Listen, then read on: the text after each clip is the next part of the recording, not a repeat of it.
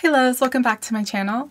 So about 2 months ago at this point, I documented my experience dyeing the hair with indigo and henna, and I shared my experience on my Instagram and YouTube stories, and a lot of you guys wanted me to dive a little bit deeper into how I went about everything and what I learned throughout the experience, because this was my first time not only trying to dye the hair a specific color, but also using indigo.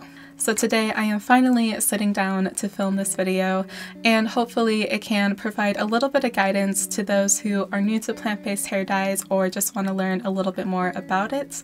So without further ado, let's get into it. Alright, so first off, I did not do this treatment on myself. I actually did this for one of my friends. She has been dealing with gray hairs for quite a while now, and she has been using box dyes on and off for the last few years to try to cover them up.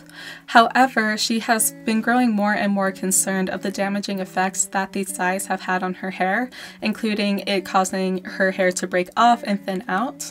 So she wanted to turn to a more natural alternative that would not only safely cover up her grays, but would also lead her to a fuller, healthier head of hair over time. And she knew from my channel that I know a little bit about plant-based hair dyes, and so she asked if I could dye her hair for her.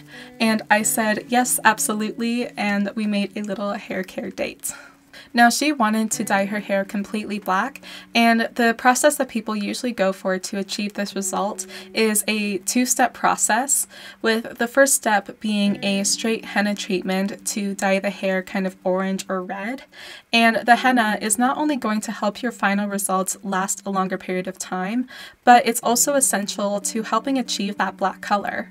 For those who don't know, indigo is naturally more of a blue dye, and if you were to dye your hair with indigo by itself, you would very likely be left with blue or green hair. And so the warmth of the henna basically just balances out the cool tones of the indigo, and at the end you should be left with pretty black hair.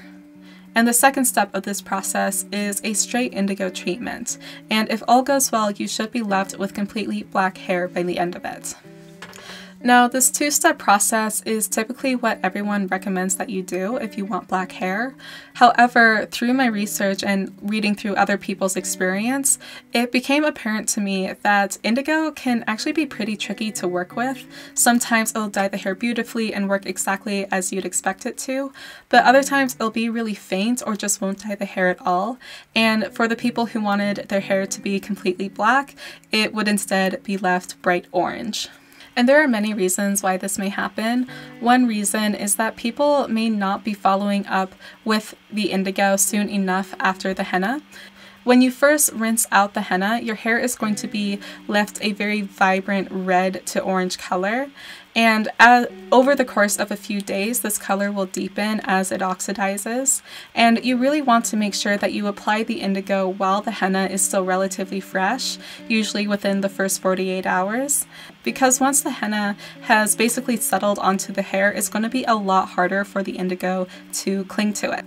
Another reason is that people may not have prepared the indigo correctly, and in a little bit I'll show you guys how I prepared my treatment so that you guys can know how to.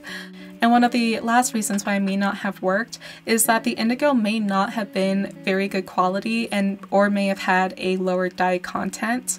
I know for myself, after I bought my indigo, which was from Henna, on the back of the package, they actually recommend using a different version of their indigo because it has a higher dye content than the product that I bought for myself. Now, for all the people on the internet, I don't know if the indigo didn't work for one reason over another, but for myself, knowing that I had bought a powder that may not be ideal for hair dye, I knew I wanted to take some extra precautions to make sure that it did in fact work. And what Henna recommends if you are worried that the indigo is not going to dye the hair well is that for your first step, you want to do a 50-50 mixture of indigo and henna, and this should leave the hair more of a dark brown by the end of it, and it should be a much better base for your second full indigo treatment, and it should just work out better. So to prepare my henna for the first step, I mix the powder with hot water and let it sit overnight for the color to develop. You typically don't need to wait more than maybe 4 hours, but I like to let it sit overnight because 1, it just works better with my schedule, and 2, the color is always so much richer when I let it sit out for 8 to 12 hours instead of 4. So I let it sit out overnight, and then the next day is when I prepared my indigo. And for that, I mixed the powder with hot water and added a couple teaspoons of salt, as this is supposed to help the color stick to the hair. You want to let it sit out for about 20 minutes. I think I let mine sit out for about 30 or 40 just because I tend to lose track of time. But once I was done waiting, I just mixed the henna and indigo paste together. And at this point, you're pretty much set to apply this to the hair, but I wanted to add a few extra herbs to my mask to make it a little bit more of a nourishing treatment overall. So I added about a teaspoon of amla, bringraj, and brahmi powder, and then added a fresh aloe vera leaf. The amla and aloe vera are there to help prevent dryness that is often associated with henna, and to help maintain my girl's natural curl pattern, as henna can cause your curls to loosen. And I use the bringraj and brahmi to help strengthen the follicles and hopefully help to promote healthy hair growth. And all of these herbs, minus the aloe vera, are also known to help darken the hair as well, so I thought that they would all work out perfectly in this mix. And once everything was mixed together, it was time to apply. I made sure to apply a nice thick layer onto the hair from root to tip, and afterwards I covered the hair with a deep conditioning cap to make sure that the treatment did not dry on the strands. And then we just let this sit to process for about 5 hours. Now, this is where things got a little bit interesting. The first treatment was supposed to leave the hair a dark brown, but as you can see, it came out green. Now, what I think happened to cause this is that I was not precise in measuring out my henna and indigo powders. I just kind of eyeballed everything, and I think the ratio may have ended up being maybe around 60 to 40% indigo to henna instead of an even 50-50 like we wanted. But despite the fact that the hair did not turn out the color that I wanted, this was actually really good news, because the green hair let me know that my indigo does in fact dye the hair really well. And so when my friend comes back for touch-ups for her roots, I can feel more confident using the simpler 2-step treatment that I mentioned at the beginning of this video. Nonetheless, I really wanted that dark brown base color, so I decided to do a 100% henna treatment on her hair to achieve that. And looking back, I think I could have tried doing a mask that was 60% henna, 40% indigo, and maybe that would have gotten me closer to black, but I didn't think about it at the time, so I just went in with the straight henna.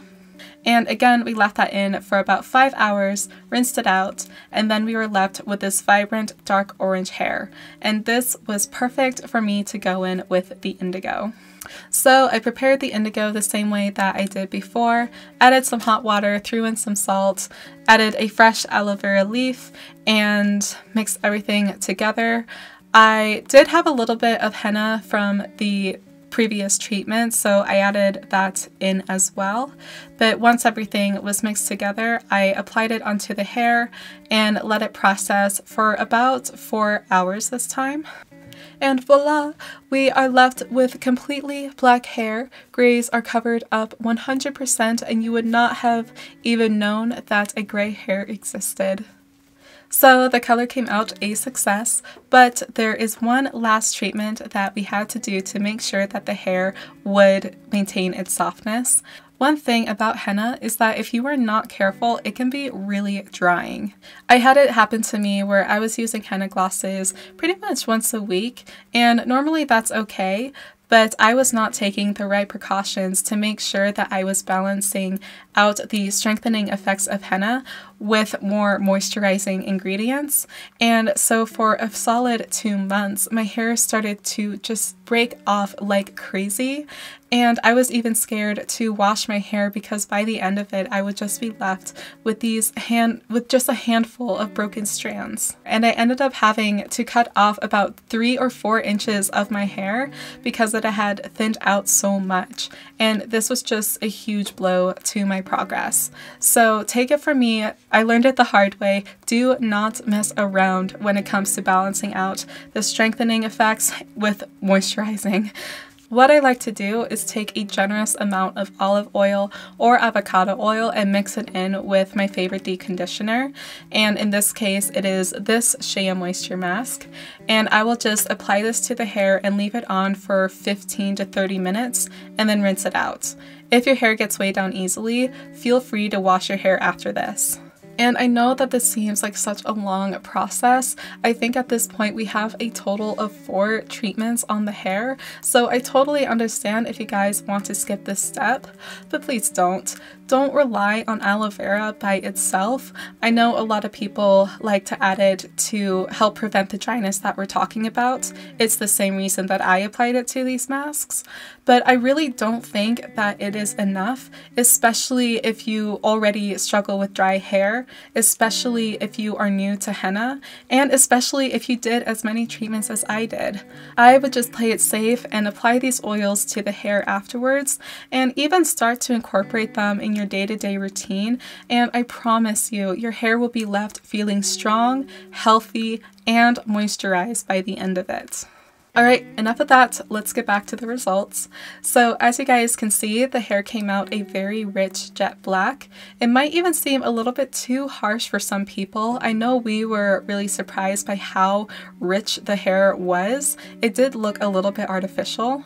But after you do a few wash and goes, get the hair wet, shampoo it, whatever you do, the color will fade to something that looks a little bit more natural. Still black, but not like black black. And since we're talking about fading, her hair is technically permanently dyed.